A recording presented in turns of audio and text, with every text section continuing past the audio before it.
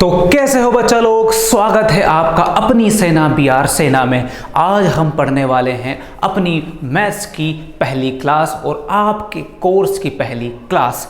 तो बिल्कुल भी मिस मत कीजिएगा। सारा का सारा सस्पेंस, ड्रामा और सारी की सारी जो थ्योरी है वो सब कुछ आपके लिए मैं लेके आया हूँ।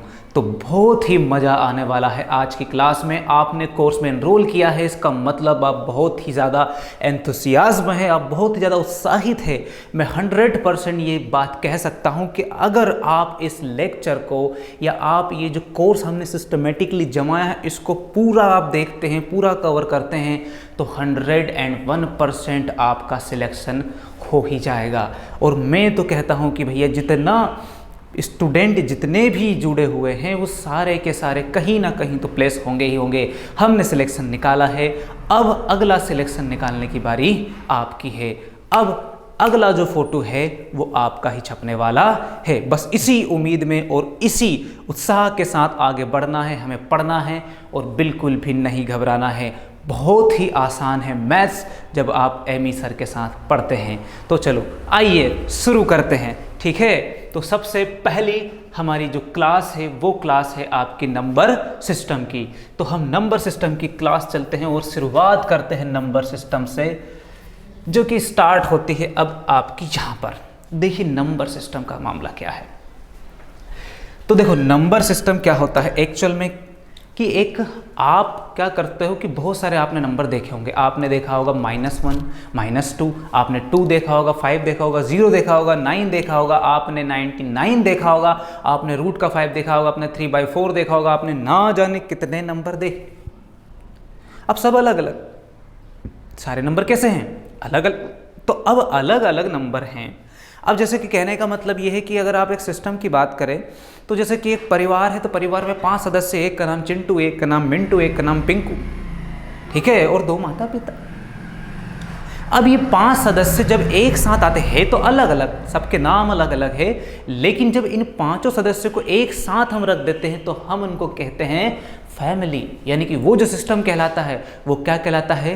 फैमिली कहलाता है। और वैसे ही अगर आप बहुत सारे अलग अलग कैटेगरी के नंबर को एक साथ रखते हैं तो उसी को कहा जाता है नंबर सिस्टम, यानी कि संख्या पद्धति। ठीक है, आ गया समझ में पूरा मामला क्लियर? चलो ठीक है, तो बढ़ते हम नंबर सिस्टम की तरफ। तो सबसे पहले नंबर सिस्टम में हम संख्या पद्धति में देखेंगे। पहला जो नंबर है आपके पास, पहला जो नंबर है वो नंबर है आपका नेचुरल नंबर। कौन सा नंबर है आपका? नेचुरल नंबर, यानी कि प्राकृत संख्या। ठीक है, क्या समस्या आ रही है भैया?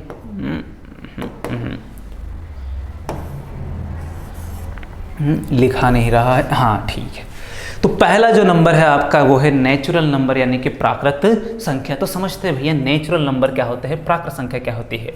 तो देखो those numbers which are used for countings.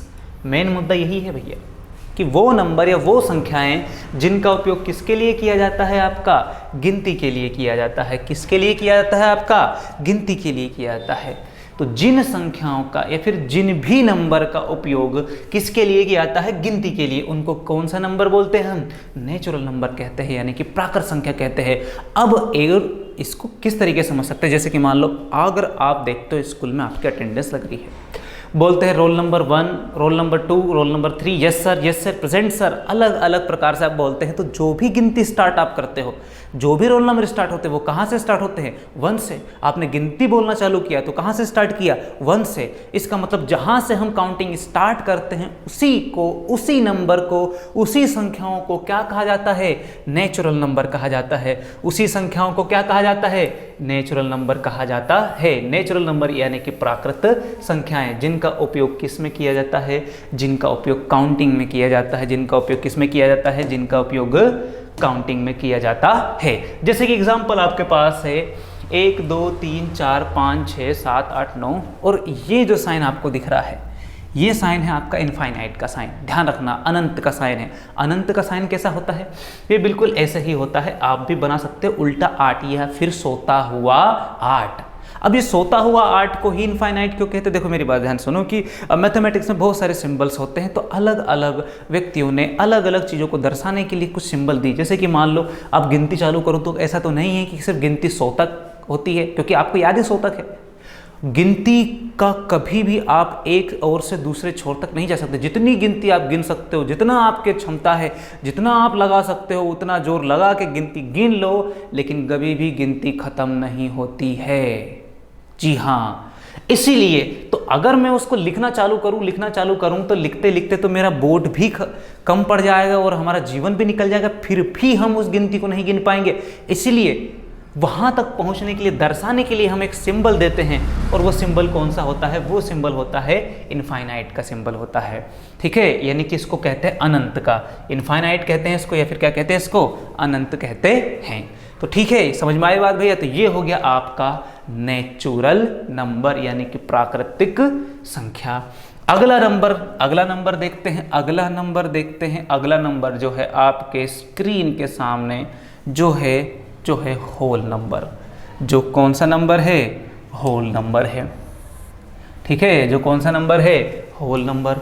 तो होल नंबर को देखते हैं भैया, किसको देखते हैं हम? होल नंबर को। तो होल नंबर क्या कहता है भैया कि if we add 0 in natural number we call them whole number. यदि हम प्राकृत संख्या में क्या जोड़ दें? 0 जोड़ दे गुरुजी। क्या जोड़ दें? 0। मतलब कहने का यही है कि आपने गिनती लिखी 1 2 3 4 5 6 7 अनंत तक गई, लेकिन उसमें आपने सिर्फ और सिर्फ क्या किया कि इसके आगे क्या पटक दिया? 0 पटक दिया भैया। क्या पटक दिया? 0। तो बस जैसे ही आपने इसमें 0 जोड़ा, 0 ऐड किया, वैसे ही आपका बन गया ये होल नंबर बन गया। कौन सा नंबर बन गया? होल नंबर, यानी कि हिंदी में कहेंगे तो पूर्ण संख्या बन गई। कौन सी संख्या बन गई? पूर्ण संख्या। आई बात समझ में? तो करना कुछ भी नहीं है। अब हम समझ नहीं पा रहे हैं कि सर इसको नेचुरल नंबर कहते हैं, इसको होल नंबर नहीं, इसको ऐसा बिल्कुल मत लेना, ये सबके नाम हैं। अगर कोई नंबर 1 से स्टार्ट होता है और अनंत तक जाता है तो उसको बोलते हैं नेचुरल नंबर यानी कि प्राकृत संख्या। अगर कोई संख्या 0 से स्टार्ट होती है और अनंत तक जाती है, 0 से स्टार्ट होती है, 0 से स्टार्ट हुई, एग्जांपल के लिए 0 1 2 3 4 5 6 7 8 9 10 10 11 12 13 14 ऐसे करते करते कितनी भी आप गिन सकते हो, इसलिए हम वहां पर साइन लगा देंगे इनफाइनाइट का साइन यानी कि अनंत का साइन। खत्म मामला। तो ये हो गया आपके कौन से नंबर? होल नंबर यानी कि पूर्ण संख्या हो गई।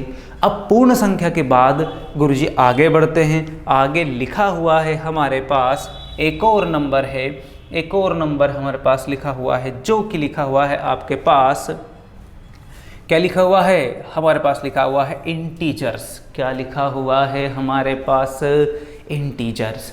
इंटीजर्स यानी कि पूर्णांक। इंटीजर्स यानी कि पूर्णांक। पूर्णांक क्या होते हैं? देखो ध्यान से, अभी तक जो नंबर हमने देखे, तो पहला जो देखा हमने कि ये 1 से स्टार्ट हुआ है इनफाइनाइट तक, अनंत तक। दूसरा जो नंबर हमने देखा वो 0 से स्टार्ट हुआ है इनफाइनाइट तक। लेकिन क्या इन दोनों नंबर के बीच में हमने कहीं भी माइनस वाले नंबर देखे क्या? बिल्कुल नहीं देखे। तो अब जो माइनस वाले नंबर हमारे पास आते हैं, जो हमें बहुत परेशान करते हैं, उन माइनस वाले नंबर को हम कहते हैं इंटीजर्स यानी कि पूर्णांक। अब इसमें प्लस वाले भी होते हैं और माइनस वाले भी होते हैं।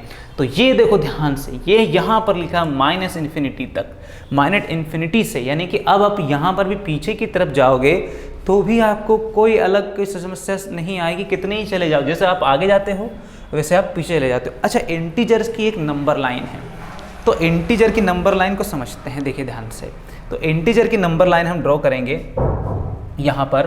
तो इंटीजर की जो नंबर लाइन होगी, ध्यान रखना, देखिए आपने एक लाइन खींच दी ऐसे, चलिए ठीक है। अब लाइन खींचने के बाद आप क्या करेंगे कि यहाँ पर कुछ पॉइंट बनाएंगे। जैसे कि अगर हम बात करें इनका सेंटर माने, तो ये मान ले बीच में, तो ये आ गया आपका 0। ठीक, ये क्या हो गया आपका 0। इधर की तरफ हम मानेंगे, ये भी एक एरो लगा देते हैं, इधर की तरफ भी एक एरो लग गया, इधर की तरफ भी एक एरो लग गया, यानी कि ये लाइन अभी भी इधर की तरफ जा रही है और ये लाइन इधर अभी इधर की तरफ जा रही है। अब यहाँ पर हम थोड़ा गैप बना के ये लिख देते हैं, इधर 1, ये 2, ये 3, ये 4, ये 5, 6, 7, 8, 9, 10 अनंत तक जितना जा सकते हो उतना जाना है और जाना ही है, कोई लिमिटेशन। वैसे ही सेम टू सेम गैप के साथ इधर -1, इधर -2, -3, ठीक है, इसके साथ और हाँ -4, ठीक है। तो ये नंबर लाइन सीधी सीधी जा रही है, इधर की तरफ जा रही है, उधर की तरफ जा रही है, तो ध्यान रखना भैया, इसी को कहते हैं नंबर लाइन कहते हैं। ये कि किसकी लाइन है ये नंबर लाइन?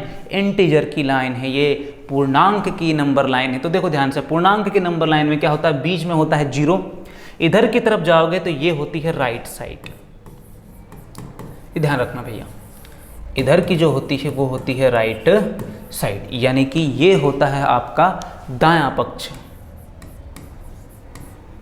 दायां पक्ष या दायां हाथ, और इधर होता है आपकी लेफ्ट साइड, ये होती है लेफ्ट साइड, यानी कि आपका ये बायां होता है, बायां पक्ष या बायां हाथ। और ये जो बीच में होता है ये मेन पॉइंट होता है, मूल बिंदु होता है, जो कि कौन होता है, 0 होता है। तो ध्यान रखना भैया, इसी नंबर लाइन को सामूहिक रूप से क्या कहते हैं, इसी को शास्त्रों में या गणित की भाषा में कहा जाता है नंबर लाइन। ध्यान रखना, अगली बार अगर आपसे कोई पूछ ले कि बताओ बच्चा नंबर लाइन कौन सी होती है, तो उनको बता देना कि आप है ना एक पूरी सीधी लाइन खींचिए, उसके मिड पॉइंट को आप 0 मानिए, है ना, लेफ्ट तरफ माइनस में चलिए और राइट तरफ प्लस में चलिए।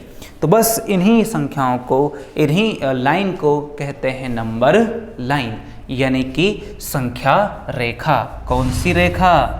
संख्या रेखा, ठीक है। कौन सी रेखा है ये बच्चा? संख्या रेखा है, ठीक है। कौन सी रेखा है ये? संख्या रेखा है। आए बात समझ में? तो ये होती है नंबर लाइन। इसको भी कर लेना नोट भैया कि ये नंबर लाइन कैसी होती है आपकी इंटीजर्स की, तो इंटीजर्स की होती है ये नंबर लाइन। तो नंबर लाइन में बीच में 0 होता है, लेफ्ट तरफ अगर -1, -2, -3, -4, -5, -6, -7 ऐसे करते करते आप जितना जाना चाहो पीछे की तरफ उतना जा सकते हो, और यहाँ से 0 के बाद प्लस में जितना जाना चाहो उतना। इसीलिए वहाँ पर हमने देखो ध्यान से लिखा था -∞ से लेकर +∞ तक, यानी कि इधर माइनस में जितना जाना चाहो उतना और उधर प्लस में जितना जाना चाहो उतना जा सकते हो, ठीक है। आई बात समझ में? तो ये हो गया आपका मुद्दा इंटीजर्स का, ठीक है, समझ में आ गया इंटीजर्स। अब अगला जो टॉपिक है हमारा वो है, अगला जो नंबर है हमारे पास वो है आपका रेशनल नंबर, ठीक है। कौन सा नंबर है आपका? Rational number. तो देखिए भैया, रेशनल नंबर को देख लेते हैं हम। तो रेशनल नंबर यानी कि परिमेय संख्या। कौन सी संख्या? परिमेय संख्या। अब परिमेय संख्या क्या होती है? तो अभी तक हमने देखा कि जो नंबर 1 से स्टार्ट होता है और अनंत तक जाता है, इनफाइनाइट तक जाता है, तो उसको कहा जाता है नेचुरल नंबर यानी कि प्राकृत संख्या। और हमने देखा अगर कोई संख्या 0 से स्टार्ट होती है और अनंत तक जाती है तो हम उसको कहते हैं पूर्ण संख्या। फिर हमने देखा इंटीजर्स जिसमें प्लस भी होता है और माइनस भी होता है, उसको कहते हैं इंटीजर यानी कि पूर्णांक कहते हैं। फिर अगला जो नंबर है वो होता है हमारा रेशनल नंबर यानी कि परिमेय संख्या। तो अब परिमेय संख्या क्या होती है? तो ध्यान रखना, परिमेय संख्या क्या होती है?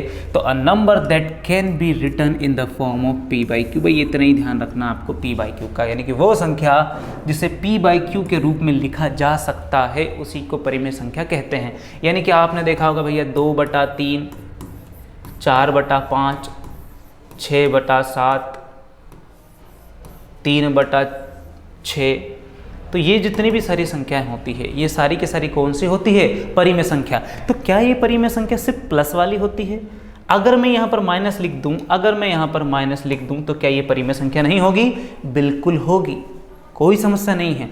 ये अभी भी कौन सी संख्या है? परिमेय संख्या। यानी कि परिमेय संख्या में कोई आपके पास बाउंडेशन नहीं है, कोई भी आपके पास लिमिटेशन नहीं है कि आप इनको परिमेय संख्या प्लस में रखो या माइनस में। जो रखना है आपको वो रख सकते हो, कोई बात नहीं है, ठीक है। तो जो नंबर p/q के रूप में, जैसे कि हमने यहाँ पर देख रहे हैं, अच्छी तरीके से देख रहे हैं इसको, 2/3, 4/5, -2/3 जितने भी नंबर हैं ये सारे के सारे कौन से हैं? रेशनल नंबर यानी कि परिमेय संख्या है ये, ठीक है। कौन सी संख्या है ये? परिमेय संख्या। अब परिमेय संख्या के बाद आगे बढ़ते हैं हम अगले नंबर की तरफ, जो कि है हमारा इरेशनल नंबर।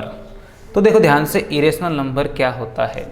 इरेशनल नंबर वही नंबर होता है जो परिमेय संख्या नहीं होती, यानी कि जो रेशनल नंबर नहीं होता है वही कौन सा नंबर होता है? Irrational number. जो रेशनल नंबर नहीं है वही तो रेशनल नंबर है, और जो रेशनल नंबर नहीं है वही तो कौन सा है? इरेशनल नंबर है।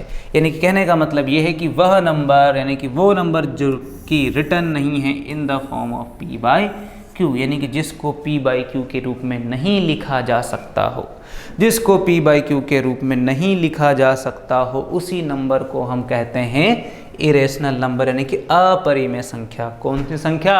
अपरिमेय संख्या, जिसको किसके रूप में नहीं लिखा जा सकता? p by q। तो देखो ध्यान से, यहाँ पर हमारे पास कुछ उदाहरण आते हैं, जैसे रूट का 2 हो गया है ना, इसको ध्यान रखना, ये जो साइन है इसको बोलते हैं रूट। इसको अलग अलग नाम दे सकते हो आप चाहो तो। पहले तो थोड़ा सा कलरिंग कर लेते हैं, कौन सा, ये कर लेते हैं।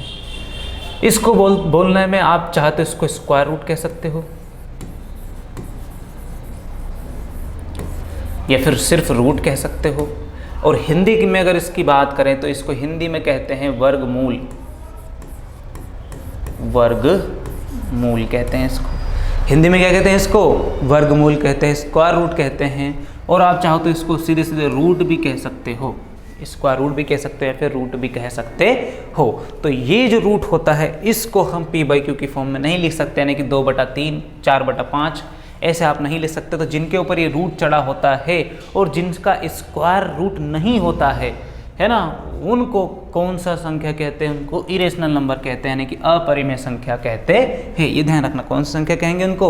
अपरिमेय संख्या, यानी कि इरेशनल नंबर कहेंगे।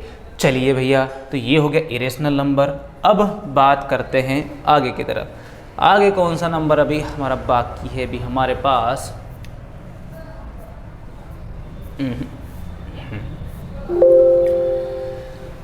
हाँ भैया, अगला नंबर है हमारे पास। चलिए, अगला नंबर है ओड नंबर। अगला नंबर कौन सा है आपके पास? ओड नंबर है। ओड यानी कि विषम संख्या। अब विषम संख्या क्या होती है, ये सम संख्या क्या होती है, उसको समझते, ध्यान रखना। तो a number which is not divisible by 2 is odd number, यानी कि वह संख्या जो 2 से विभाज्य नहीं है वो संख्या विषम संख्या होती है। या तो 2 से विभाज्य ना हो, या मैं कहूँ सीधा सीधा समझा रहा हूँ आपको कि जो 2 के टेबल में नहीं आता है, जो 2 के टेबल में नहीं आए, समझ लेना कि वो है ओड नंबर, विषम संख्या। जैसे कि 1, 3, 5, 7, 9, 11, ये कभी भी 2 के टेबल में आते ही नहीं है। तो ये सारी संख्या क्या होती है? विषम संख्या। अगर तुम देखो यहाँ पर, तो देखो 1 के बाद 2 छूटा 3, 4 छूटा 5, 6 छूटा 7, 8 छूटा 9, 10 छूटा 11, 12 छूटा 13, 14 छूटा 15, 16 छूटा 17, 18 छूटा 19, ठीक 20 छूटा 21। तो आप समझ रहे हो कि आप 1 से शुरुआत करो और एक एक संख्या छोड़कर लिखो, एक एक संख्या छोड़कर लिखो। तो जो एक एक संख्या छोड़कर आप लिखोगे, उन्हीं संख्याओं को क्या कहते हैं? हम ओड नंबर कहते हैं, विषम संख्या कहते हैं। मैं अभी भी आपको ये बता रहा हूँ कि बच्चा, यहाँ इन सबको हमने बस नाम दिया है, नंबर लगभग वही है, बस जो जिसकी प्रकृति के हिसाब से, उसके एक्शन के हिसाब से जैसा काम करता है वैसा उसको क्या दे दिया हमने? नाम दे दिया। इसलिए इसमें यहाँ पर दिमाग कोई पचाने की आवश्यकता नहीं कि इसको क्यों कहते हैं, कह देते, बात खत्म। जैसे तुम्हारा नाम बबलू है तो क्या कर सकते हैं, है तो बबलू ही ना, बबलू ही कहना पड़ेगा, बस वैसे ही इनका नाम रख दिया कि ये ओड नंबर रहेंगे, तो ये कौन सा नंबर रहेंगे? फिर ओड नंबर रहेंगे, बस सिंपल सी बात है। अगला नंबर, चलिए ये तो हो गया ओड नंबर जो 2 के टेबल में नहीं आता है। जो 2 के टेबल में नहीं आता है वो ओड नंबर, जो 2 के टेबल में नहीं आता है वो ओड नंबर। लेकिन गुरुजी अगर मान लो 2 के टेबल में आ जाए तो, अगर 2 के टेबल में आ जाए तो क्या दिक्कत है बच्चा? अगर 2 के टेबल में आ जाए तो हम उसको क्या कहेंगे? इवन नंबर कहेंगे। कौन सा नंबर कहेंगे हम उसको? इवन नंबर कहेंगे। क्यों कहेंगे? क्योंकि अब तो वो किसके टेबल में आ गया है? अब वो आ गया है 2 की टेबल में, अब वो आ गया है 2 की टेबल में, अब वो आ गया है 2 की टेबल में। बस कुछ मत करो, 2 काट पहाड़ा पढ़ते जा। 2 एकम 2, 2 दूने 4, 2 तिया 6, 2 चुक 8, 2 पंजे 10, 2 छंग 12, 2 सत्ते 14, 2 अठे 16, 2 नाम 18, 2 धाम 20। अच्छा, अरे मैं भूल गया, इंग्लिश मीडियम वाले भी, चलो इंग्लिश मीडियम में तो इंग्लिश मीडियम में भी गीत गा लेते हैं। 2 1 जा 2, 2 2 जा 4, 2 3 जा 6, 2 4 जा 8, 2 5 जा 10, 2 6 जा 12, 2 7 जा 14, 2 8 जा 16, 2 9 जा 18, 2 10 जा 20। तो ये जो 2 का टेबल, अब बहुत सारे बच्चों का सवाल ये कि सर बस 20 तक ही होते हैं क्या इवन नंबर? बच्चन नहीं, सिर्फ 20 तक नहीं होते हैं। बस आपको टेबल 20 तक याद है, क्योंकि अगर आप और 2 जोड़ते जाओ तो ये 22 हो जाएगा, ये 24 हो जाएगा, ये 26 हो जाएगा। यानी कि कहने का मतलब है 2 का टेबल जितना ज़्यादा तुम पढ़ सकते हो उतना पढ़ सकते हो। वो यही क्या है, यहाँ भी हम साइन लगा देंगे इनफाइनाइट का, कि जितनी चीज़ें हैं वो बढ़ती जाएगी, आगे तक जाती जाएगी। तो अब हमें गुरुजी पता करना हो कि कौन सा तो है ओड नंबर और कौन सा है इवन। तो कैसे पता करेंगे कौन सा है ओड, कौन सा है इवन, कौन सा है ओड, कौन सा है इवन? तो चलिए शुरू करते हैं।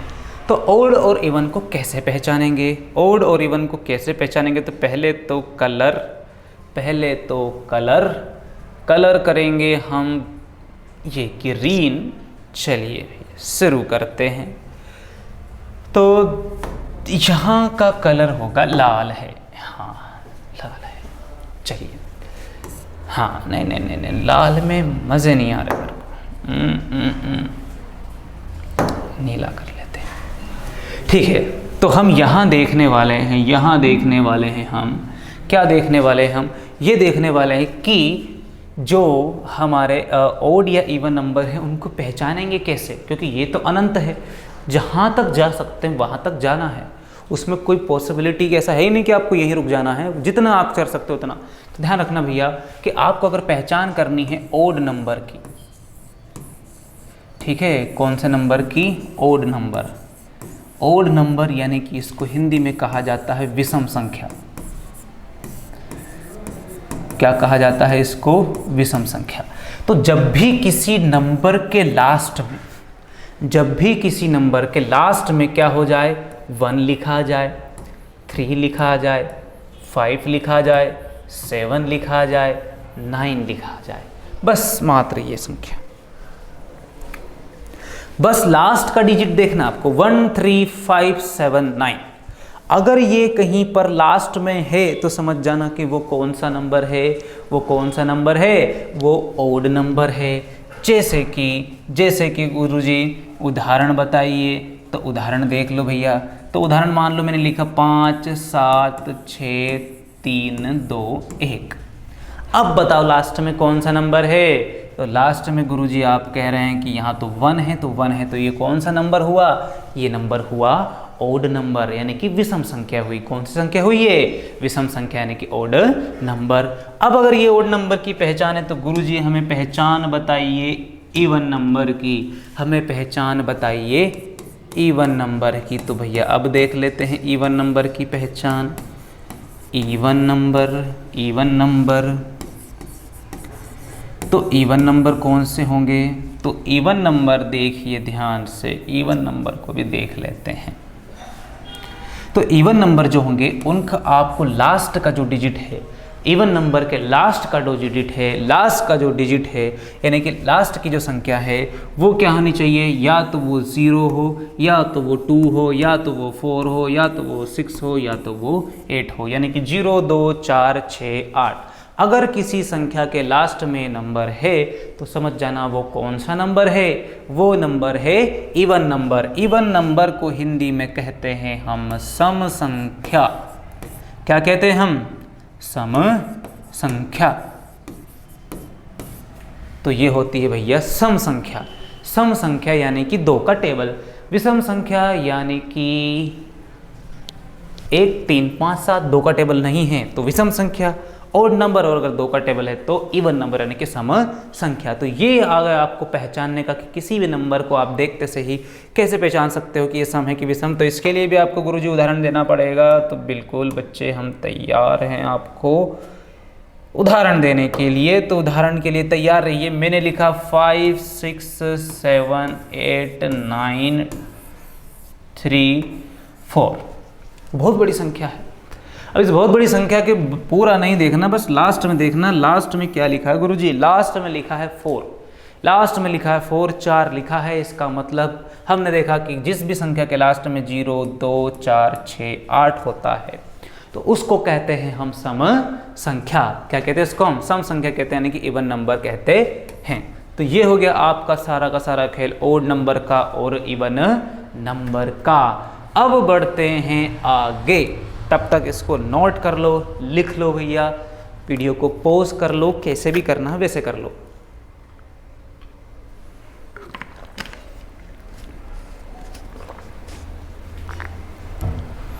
चलिए भैया, ये हो गया है नोट डाउन। बढ़ते हैं अब आगे। आगे हमारे पास नंबर आता है। आगे हमारे पास एक नंबर आता है जो कि सबसे इंपॉर्टेंट है। लिटरली बता रहा हूँ मैं, ईमानदारी से बता रहा हूँ भैया, सबसे ज़्यादा इम्पोर्टेंट अगर कोई नंबर है आपके पास याद रखने के लिए तो वो नंबर है कौन सा? वो नंबर है प्राइम नंबर, अभाज्य संख्या। कौन सी संख्या? अभाज्य संख्या यानी कि प्राइम नंबर। क्यों गुरुजी क्यों? क्योंकि जितने ज़्यादा प्राइम नंबर तुमको पता रहेंगे उतने ही ज़्यादा क्वेश्चन तुम सोल्व कर पाओगे। ऐसा क्यों? क्योंकि एग्ज़ाम में पूछे जाते हैं। सीधी सी बात है, अगर एग्ज़ाम में पूछ रहे हैं तो मतलब आपको प्राइम नंबर के बारे में तो पता ही होना चाहिए। तो प्राइम नंबर क्या है यानी कि अभाज्य संख्या क्या है, ये बहुत इंपॉर्टेंट है। तो देखो, अभाज्य संख्या ऐसी संख्या जिसके केवल 2 ही गुणनखंड हो, यानी कि 2 ही फैक्टर्स हो। अ number which has only 2 factor, first is 1, यानी कि पहला तो 1 हो, and the other is the number itself, यानी कि पहला तो 1 और दूसरा वहाँ संयम संख्या। यानी कि पहला नंबर तो क्या हो गुरुजी? पहला नंबर तो हो आपका क्या हो भैया? 1, और दूसरा वो खुद वो संख्या है, तो उसको हम क्या कहते हैं? प्राइम नंबर कहते हैं। उसको क्या कहते हैं हम भैया? प्राइम नंबर कहते हैं। देखो ध्यान से समझते हैं इधर, प्राइम नंबर क्या है, संख्या क्या है, भाज्य संख्या क्या है। जैसे कि फैक्टर्स क्या है, चलो इसका कलर करते हैं भैया चेंज। कलर तो चेंज होता रहना चाहिए। अब हम करेंगे ब्लैक, काला है, काला है भैया, काला है, काला है, काला है। अरे हाँ,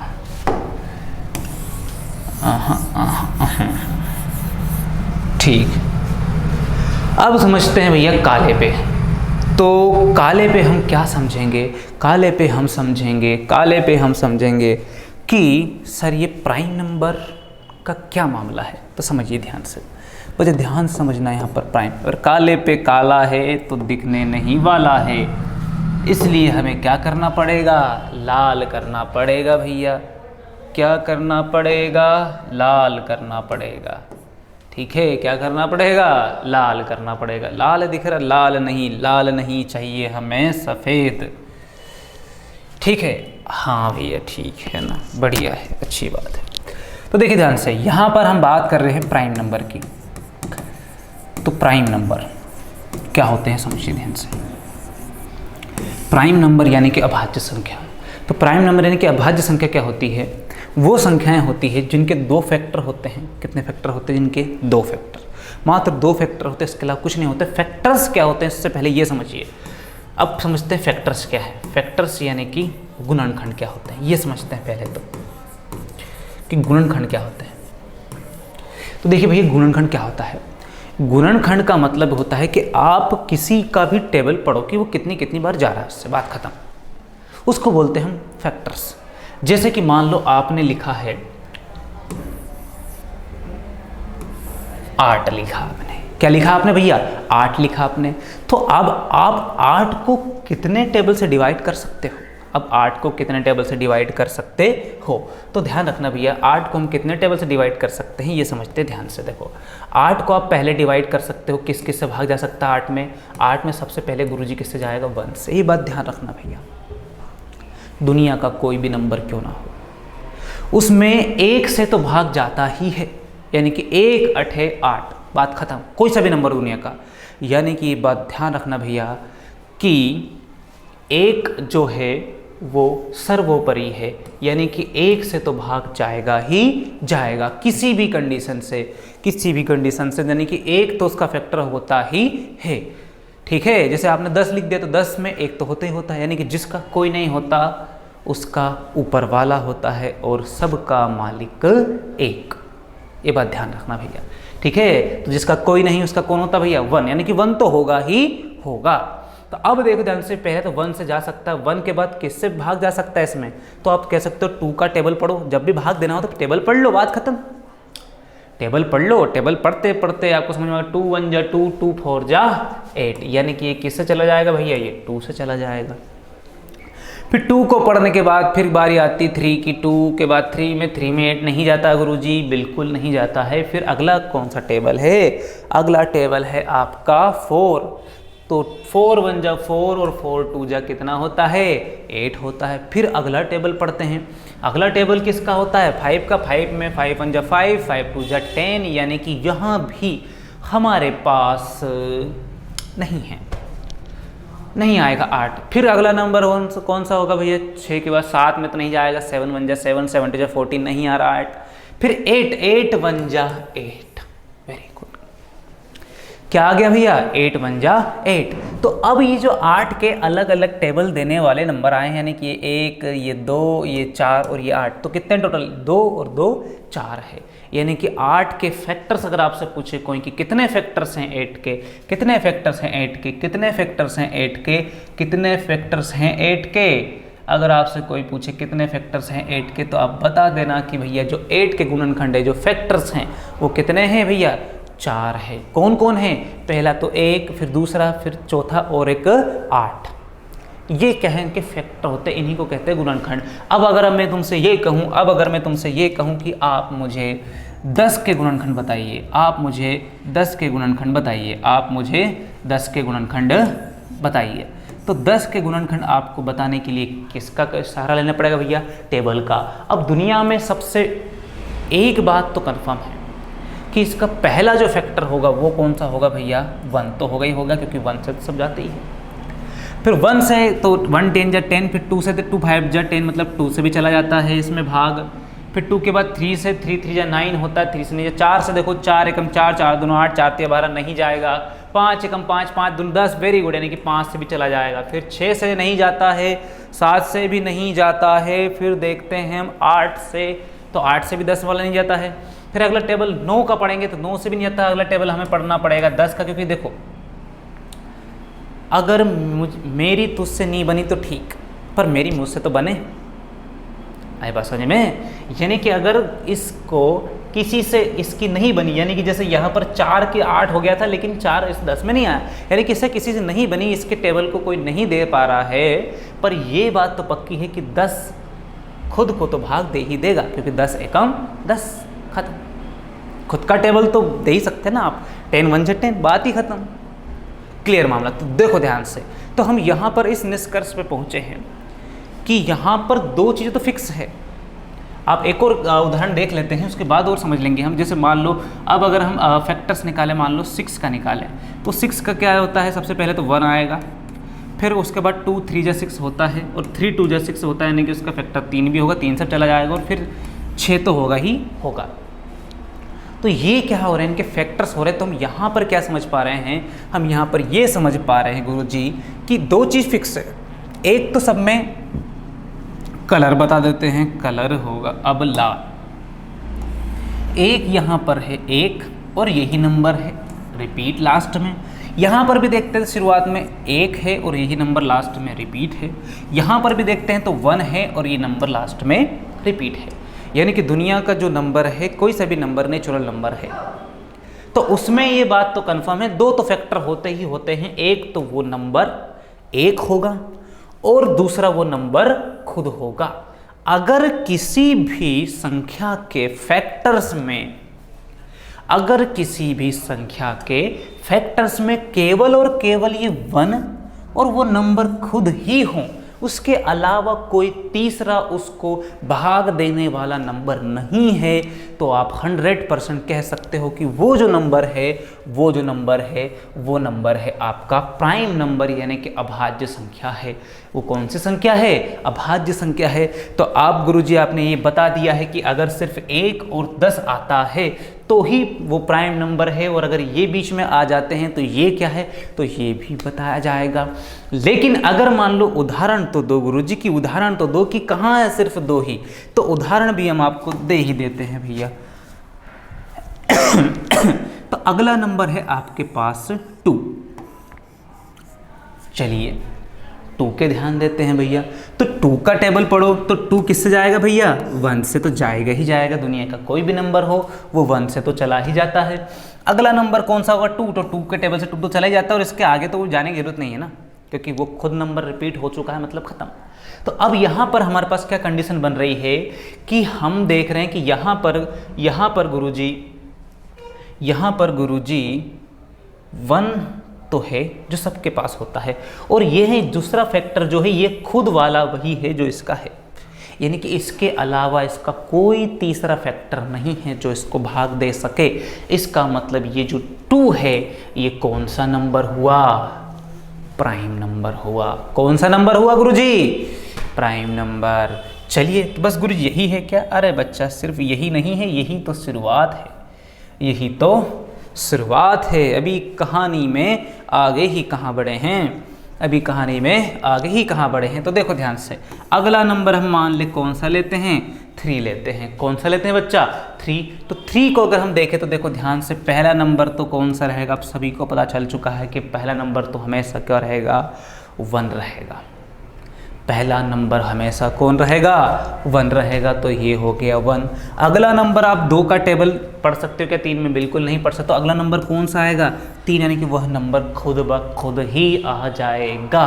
वो नंबर खुद ब खुद ही आ जाएगा। इसका मतलब यहाँ पर सिर्फ और सिर्फ अगर हम देख रहे हैं तो गुरुजी यहाँ पर सिर्फ और सिर्फ 1 है और वो नंबर खुद है। 1 है और वो नंबर खुद है। अभी हमने परिभाषा पढ़ी थी कि प्राइम नंबर अभाज्य संख्या वो संख्या है जिसमें या तो सिर्फ और सिर्फ एक फैक्टर हो, या वो नंबर खुद इट सेल्फ, वह संख्या स्वयं, उसी को कहते हैं हम प्राइम नंबर, यानी कि जिसके कितने फैक्टर्स हो? मात्र 2। और फैक्टर्स क्या होते हैं ये मैं आपको अच्छी तरीके से बता चुका हूँ कि बस उसको टेबल पढ़ो कि कितने कितने टेबल से वो जाता है, वही उनके क्या कहलाते हैं? फैक्टर्स कहलाते हैं। वही क्या कहलाते हैं? उनके फैक्टर्स कहलाते हैं। चलिए गुरुजी ये बात भी अच्छी है। अब बढ़ते हैं आगे। चलो तो देखो ध्यान से इधर कि अब अगर आपने ये कहा सर कि मान लिया हमने कि यहाँ पर 2 ही फैक्टर है, तो लेकिन हमने कुछ नंबर ऐसे देखे थे गुरुजी यहाँ पर कि इसमें 2 से ज़्यादा है, 1 2 3 4 फैक्टर हैं। 1 2 3 4 फैक्टर हैं। किसी में 4, किसी में 3, किसी में 6, किसी में 7, अलग अलग फैक्टर्स की संख्या हो सकती है, अलग अलग फैक्टर्स की संख्याएं हो सकती है। तो अब इन नंबर्स को क्या कहेंगे गुरुजी? ये 10 को क्या कहेंगे? ये 6 को क्या कहेंगे? तो इन्हीं नंबर को गणित में कहा जाता है, इन्हीं नंबर को गणित में कहा जाता है कंपोजिट नंबर। इन्हीं नंबर को गणित में कहा जाता है कंपोजिट नंबर, यानी कि भाज्य संख्या, जिसमें मोर देन 2 फैक्टर्स हो। जिसमें कितने फैक्टर्स हो? 2 से ज़्यादा फैक्टर्स हो, यानी कि जिसमें जैसे कि मान लो लिखा यहाँ पर 4 लिखा है, तो 4 को देखो भैया, 4 में किस किस से भाग जाएगा? पहले तो 1 से जाएगा, 1 के बाद 2 से चला जाता है कि बिल्कुल चला जाता है गुरुजी, 2 दूना 4, फिर 3 से नहीं जाता, फिर किससे जाएगा 4 से। तो देखो ध्यान से यहाँ पर, देखो ध्यान से यहाँ पर, देखो ध्यान से यहाँ पर कितने फैक्टर्स आए, 1 2 3 फैक्टर्स आए, यानी कि 2 से ज़्यादा फैक्टर, मोर देन 2 फैक्टर। तो जब भी मोर देन 2 फैक्टर होते हैं, 2 से ज़्यादा फैक्टर्स होते हैं, जब भी 2 से ज़्यादा फैक्टर्स होते हैं तो उन्हीं को बोला जाता है कंपोजिट नंबर। कौन सा नंबर कहा जाता है उनको? कंपोजिट नंबर कहा जाता है, यानी कि भाज्य संख्या कहा जाता है, उसमें और भी भाज्य हो जाता है। आई बात समझ में? चलिए इसको नोट डाउन कीजिए भैया, ये वाला भी नोट डाउन कर लीजिएगा, और अगर आपको ये वाला है तो ये भी कर लीजिएगा भैया, दोनों नोट डाउन कर लेना, वीडियो पॉज कर लेना, रोक लेना इसको और डाउन।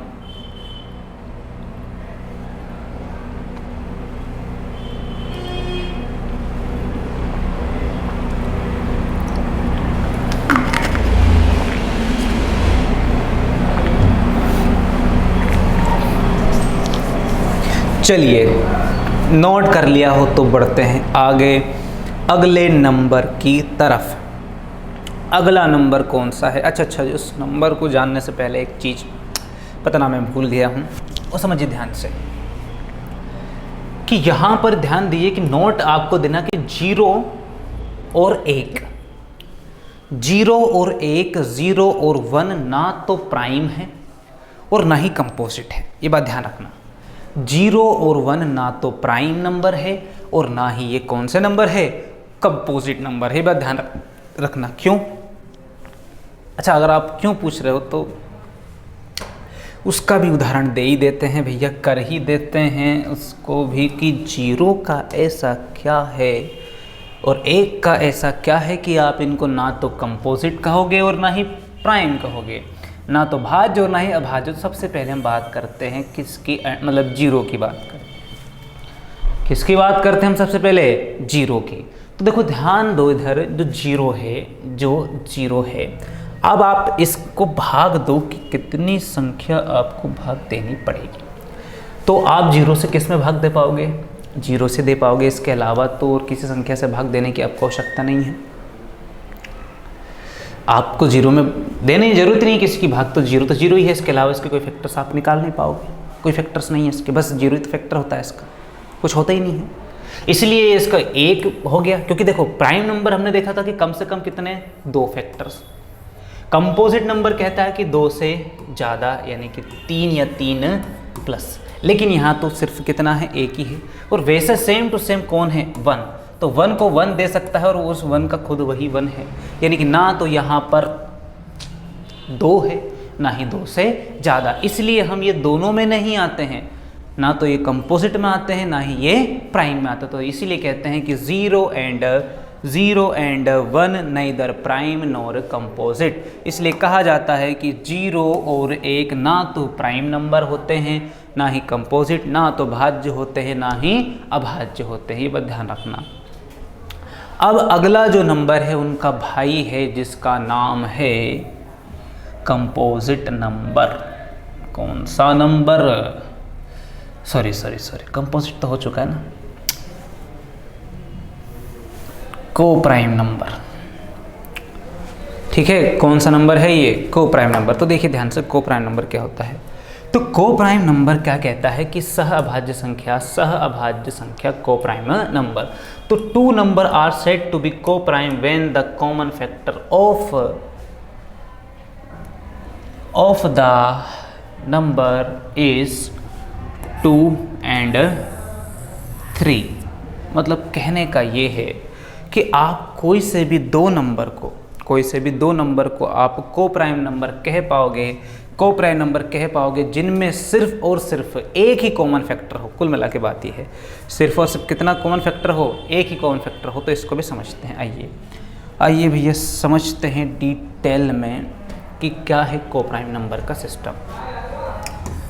को प्राइम है ना, ये पीपीटी में ज़्यादा मेरे को सहूलियत नहीं लगती है, मज़ा जो आता है पढ़ाने में तो वही ब्लैक बोर्ड पर, वाइट बोर्ड पर बढ़िया सा ऐसे लिख के, जब तक मैं खुद ना लिखूं तब तक अंदर से वो फील आती ही नहीं है।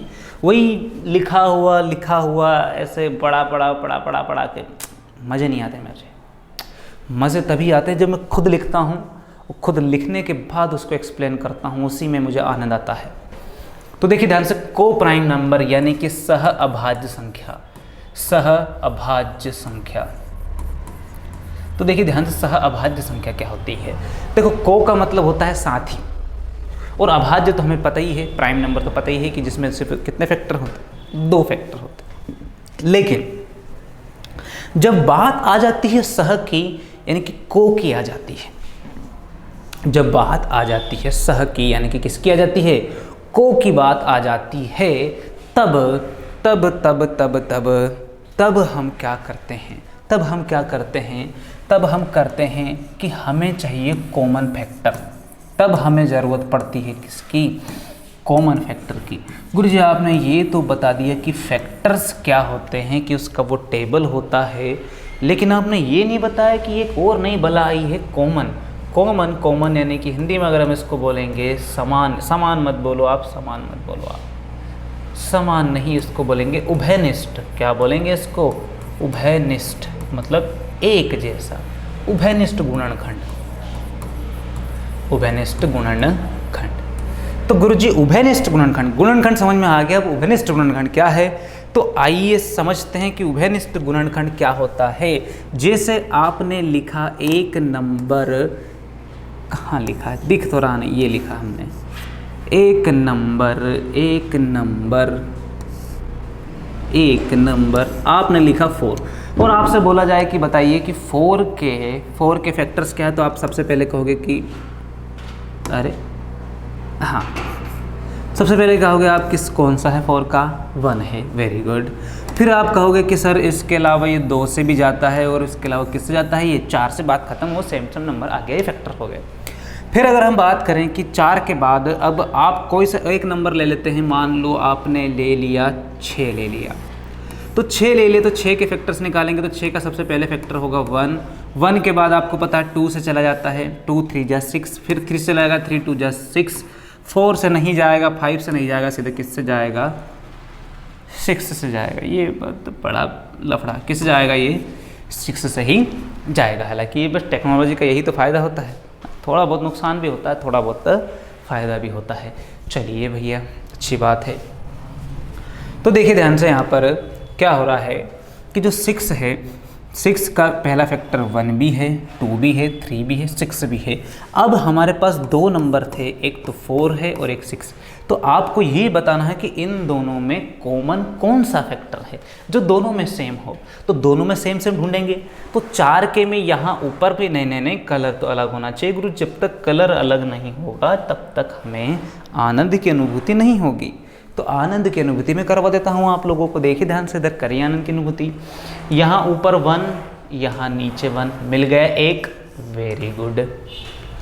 ऊपर देखो 2 है, नीचे देखो 2 है, मिल गया 2, वेरी गुड। ऊपर देखो 4, नीचे 3, 6, इधर तो कुछ है ही नहीं, मतलब अब यहाँ पर और कोई कॉमन नहीं है।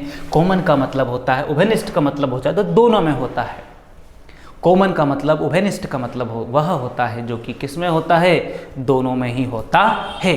उसको ही क्या कहते हैं हम, उसको ही कहते हैं हम, उसको ही कहते हैं हम उभयनिष्ठ, कॉमन कहते हैं।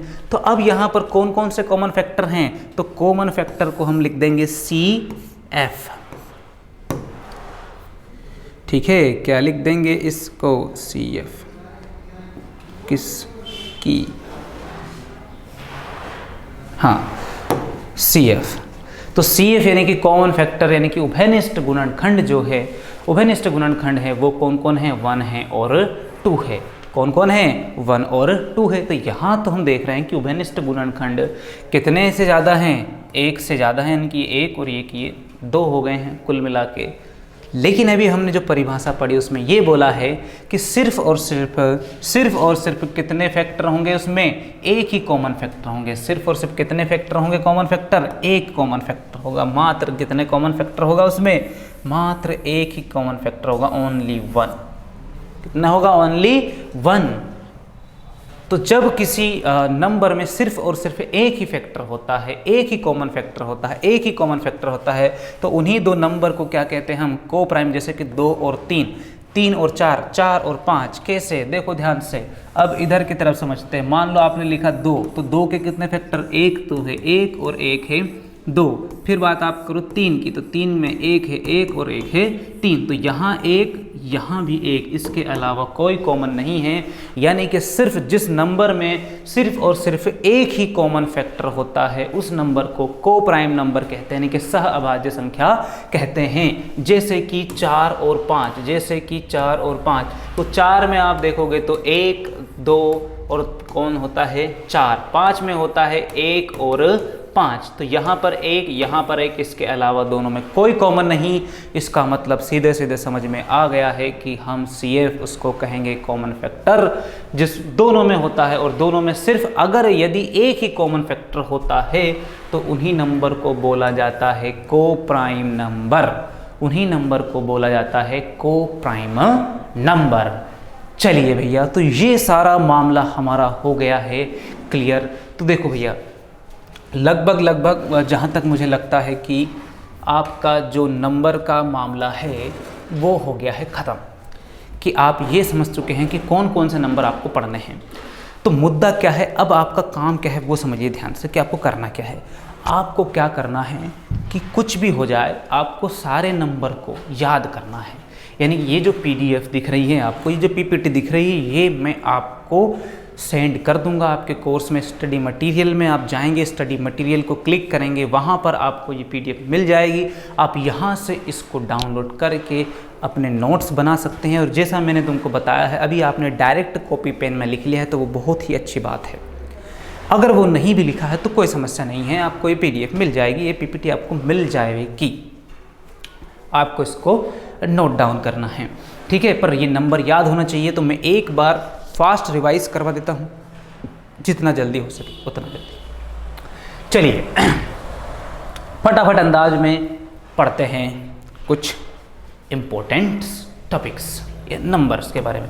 तो पहला हमने पढ़ा नेचुरल नंबर। तो नेचुरल नंबर बोले आपसे कोई भी, यानी कि प्राकृत संख्या आपसे कोई भी बोले तो बोल देना कि भैया 1 से शुरू, और रहना अभी इसमें मज़े नहीं आएंगे, डायरेक्ट मैं बोर्ड पे बताता हूँ आपको, सीधा सीधा बोर्ड पर बताएंगे, सीधा सीधा बोर्ड पर बताएंगे। देखो ध्यान से, नेचुरल नंबर मैं बोलता जाऊंगा, आप सुनते जाना, आप समझते जाना, आपने कॉपी में लिख लिया है तो ध्यान रखना भाई। नेचुरल नंबर यानी कि प्राकृत संख्या जो 1 से शुरू होती है और कहाँ तक जाती है गुरुजी, वो जाती है अनंत तक। फिर बात करें आपकी होल नंबर यानी कि पूर्ण संख्या, तो पूर्ण संख्या ध्यान रखना, पूर्ण संख्या में कन्फ्यूज नहीं होना है।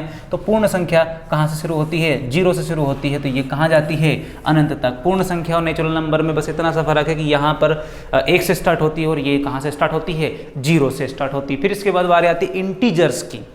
इंटीजर्स कहें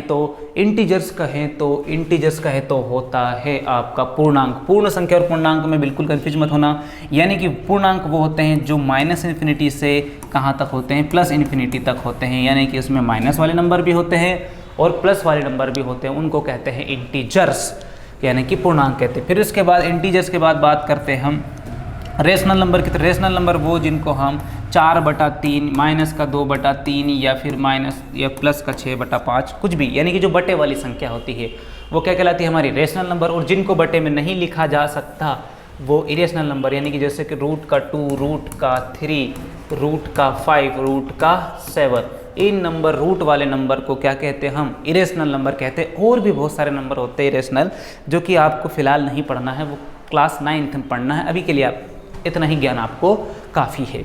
इसके बाद रेशनल के बाद इरेशनल, ये रेशनल हो गया, ये इरेशनल नंबर हो गया। इसके बाद ओड और इवन। ओड और इवन में क्या था, टेबल था भैया, 2 का टेबल पढ़ोगे, 2 दूनी 4, यानी कि लास्ट की संख्या 2, 4, 6, 8 या 0 रहे या शुरू में 0 लिख दो तो वो होता है इवन नंबर। और अगर यही बात हो जाए 1, 3, 5, 7, 9, तो हम इन नंबर को कहते हैं ओड नंबर, अगर किसी के लास्ट में लिखा हुआ है तो। आई बात समझ में? तो ये कौन सा हो गया भैया हमारा इवन नंबर, ओड नंबर का मामला।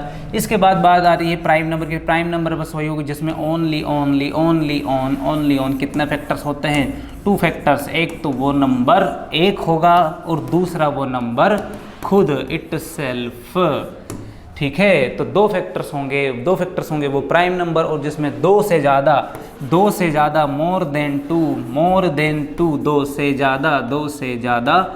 से ज़्यादा तो वो नंबर होते हैं कंपोजिट नंबर, वो नंबर होते हैं कंपोजिट नंबर। फिर बात करते हैं हम किसकी, को प्राइम की। को प्राइम नंबर कौन से होते हैं, जिसमें जो कॉमन फैक्टर होता है CF होता है वो सिर्फ और सिर्फ कितने होते हैं, 1 होता है। सिर्फ और सिर्फ एक ही कॉमन फैक्टर होता है, एक के अलावा कोई भी कॉमन फैक्टर उसमें ना हो तो उसको कहते हैं हम, क्या कहते हैं उसको कहते हैं हम को प्राइम नंबर, यानी कि सहअभाज्य संख्या।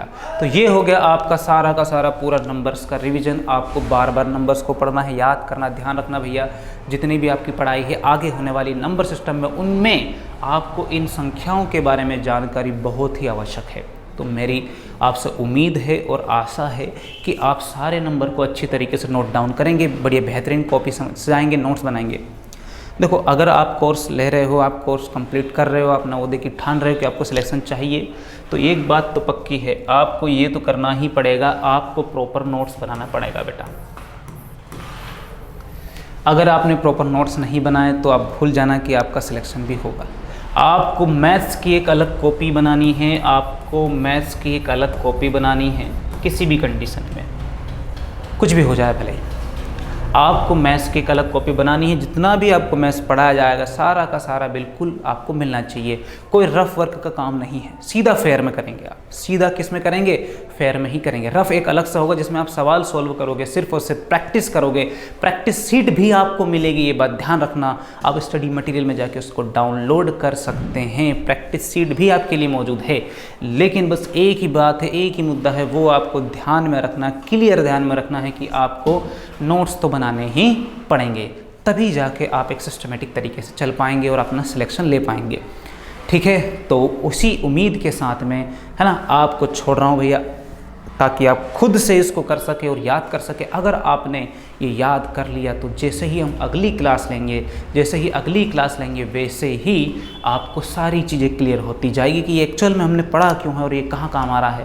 बच्चे, जो मैं आपको आज पढ़ा रहा हूँ, मेरी बात ध्यान रखना, ये बड़े बड़े, यानी कि ये मान के चलो कि 10th क्लास तक के बच्चे को भी नहीं पता है। जो बात मैंने आज तुमको बताई है वो बड़े बड़े बच्चे, जो 10th क्लास के बच्चे हैं, उनको तक नहीं पता है कि प्राइम नंबर क्या होता है, कंपोजिट नंबर क्या होता है। किसी किसी को तो नेचुरल नंबर भी नहीं पता होता है। तो जो आपको ज्ञान मिल रहा है, समझिए आपको बहुत स्पेसिफिक मिल रहा है और बहुत ही स्पेशल मिल रहा है। आप बहुत खुशकिस्मत है कि आप नवोदय की तैयारी कर रहे हैं और अपने जो शिक्षा का लेवल है, नॉलेज का लेवल है, उसको अपग्रेड करते जा रहे हैं।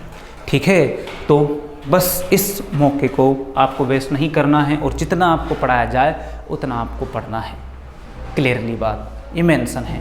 तो करना क्या है, आपको प्रॉपर मैथ्स के नोट्स बनाने हैं और नोट्स बनाने के बाद आपको उसको रिवाइज करना मल्टीपल टाइम। चलिए भैया, ठीक है, तो अगली क्लास, अगले लेक्चर में मिलते हैं कल।